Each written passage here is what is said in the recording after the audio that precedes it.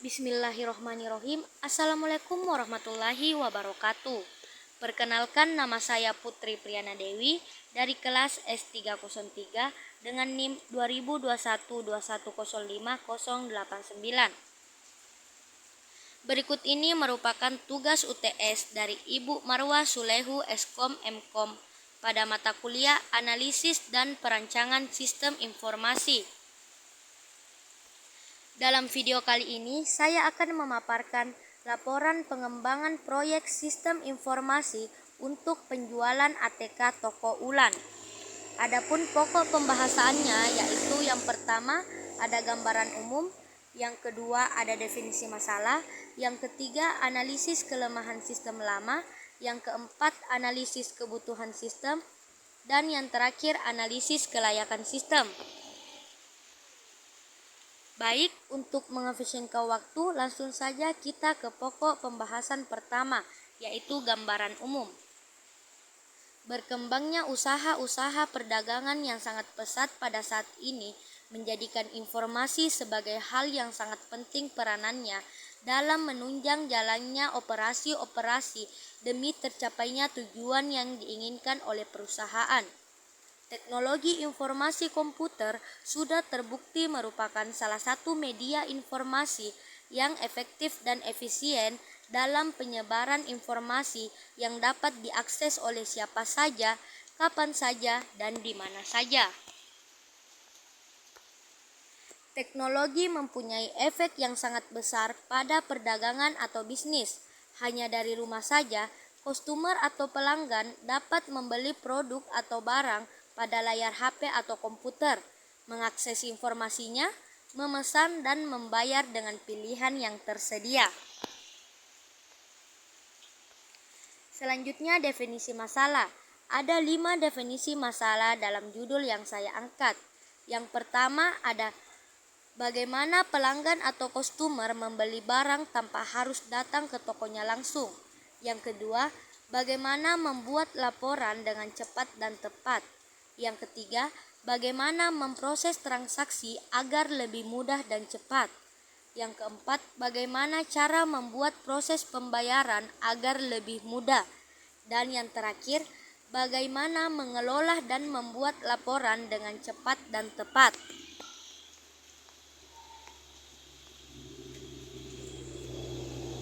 Selanjutnya, analisis kelemahan sistem lama. Analisis yang digunakan adalah panduan yang dikenal dengan analisis Pisces yang diuraikan sebagai berikut. Yang pertama ada performance atau kinerja. Kinerja diukur dengan jumlah layanan dan waktu tanggap atau response time. Jumlah layanan adalah jumlah pekerjaan yang biasa diselesaikan selama jangka waktu tertentu. Waktu tanggap adalah keterlambatan rata-rata antara suatu transaksi dengan tanggapan yang diberikan kepada transaksi tersebut. Salah satu contohnya seperti pelanggan masih harus datang langsung ke toko. Tapi dengan adanya sistem informasi, pelanggan bisa memesan atau membeli barang dari rumah saja tanpa harus datang ke toko. Contoh kedua, proses transaksi lama karena pencarian barang, pengecekan barang, dan pencatatan nota masih dilakukan secara manual. Tapi dengan adanya sistem informasi, waktu transaksi lebih efektif karena semua sistem telah terkomputerisasi.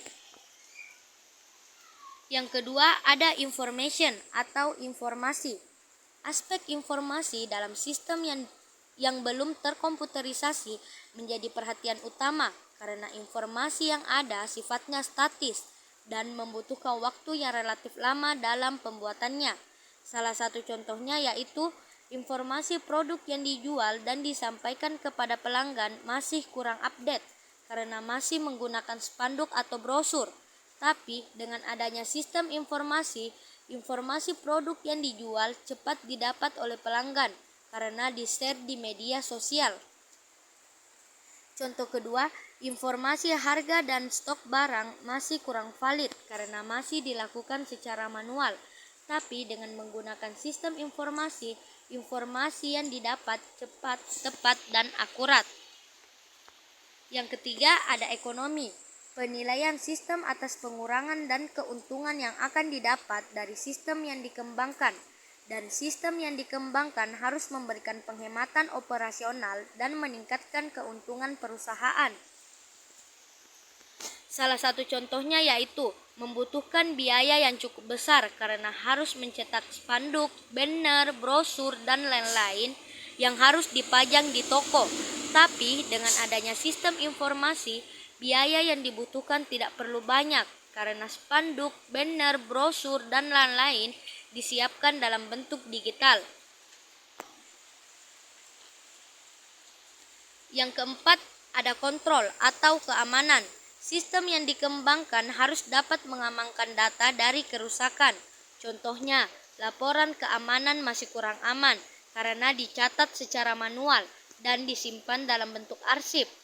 Tapi dengan adanya sistem informasi, tingkat keamanan terjamin karena dilengkapi oleh password. Yang kelima, ada efisien. Sistem pembayaran secara manual kurang efisien karena perlu melakukan pembayaran secara langsung atau cash. Tapi dengan adanya sistem informasi, sistem pembayaran lebih efisien ketika menggunakan aplikasi secara online atau transfer. Yang terakhir, ada servis atau layanan. Kualitas pelayanan kurang baik. Pelayanan terhadap pelanggan yang datang ke toko langsung kurang terlayani dan cepat. Tapi dengan adanya sistem informasi, kualitas pelayanan dalam menyediakan informasi lebih maksimal sehingga pelayanan menjadi lebih baik. Selanjutnya, analisis kebutuhan sistem. Untuk fungsional ada 9. Yang pertama, sistem dapat menampilkan menu login dan logout. Yang kedua, sistem dapat menampilkan halaman beranda atau tampilan produk. Yang ketiga, sistem dapat menampilkan menu informasi produk. Yang keempat, sistem dapat menyimpan data pembeli, pesanan, dan pembayaran.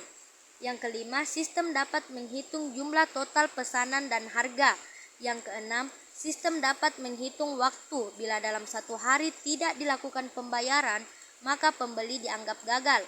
Yang ketujuh, sistem dapat mengecek ketersediaan atau stok barang. Yang kedelapan, sistem dapat mengolah setiap pembelian atau transaksi menjadi laporan. Dan yang terakhir, sistem dapat menampilkan dan membuat file laporan untuk dicetak.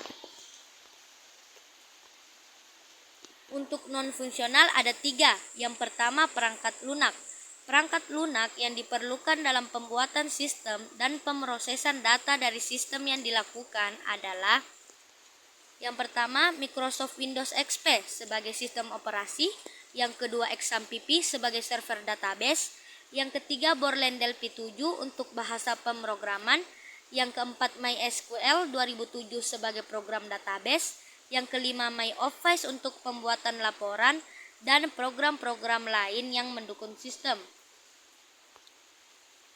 Yang kedua, perangkat keras. Perangkat keras yang dibutuhkan sebagai sarana penunjang berupa seperangkat personal komputer dengan spesifikasi sebagai berikut. Untuk servers, prosesor Intel Pentium 4 ke atas atau sekelas, RAM minimal 512 MB, HDD 80 GB, CD-RW untuk backup data, monitor, keyboard, mouse, dan LAN card. Untuk klien, prosesor Intel Pentium 3 ke atas atau sekelas, RAM minimal 246 MB, HDD 40 GB, CD-ROM, monitor, keyboard, printer, mouse, dan LAN card. Yang terakhir, brainware. Brainware ada 2. Yang pertama, operator sebagai pelaksana dari sistem yang telah dibuat, meliputi proses input data, pengeditan, pemeliharaan data, dan pembuatan laporan. Yang kedua, teknisi. Teknisi diperlukan untuk memelihara perangkat keras dan perangkat lunak yang mendukung aplikasi dan merawat perangkat keras. Yang terakhir, analisis kelayakan sistem. Untuk kelayakan teknis ada 4. Yang pertama, ketersediaan teknologi yang dibutuhkan sarana komputer dan perangkat lunak yang sudah di pasaran dan sarana umum sebagian besar sudah dimiliki oleh semua orang. Yang kedua, teknologi yang sudah ada pada umumnya adalah teknologi manual, sehingga relatif masih mudah untuk diganti dengan sistem terkomputerisasi, sehingga tidak ada masalah pengintegrasian. Hal ini jauh lebih sulit bila sudah ada sistem terkomputerisasi lama yang sudah berjalan dan harus diintegrasi dengan sistem baru. Yang ketiga, sistem lama yang dilakukan dengan cara manual seluruhnya akan dilakukan dengan komputer. Dan yang terakhir, dalam sistem yang diusulkan untuk menangani masalah penjualan ini memang seluruhnya baru, sehingga mungkin ada petugas yang memiliki keahlian untuk mengoperasikan sistem ini nantinya. Namun, bisa dilakukan pendampingan dalam masa-masa awal transisi sistem dan diadakan pelatihan bagi petugas atau admin yang mengoperasikannya. Itulah tadi pemaparan dari saya, lebih dan kurangnya mohon dimaafkan. Wassalamualaikum warahmatullahi wabarakatuh.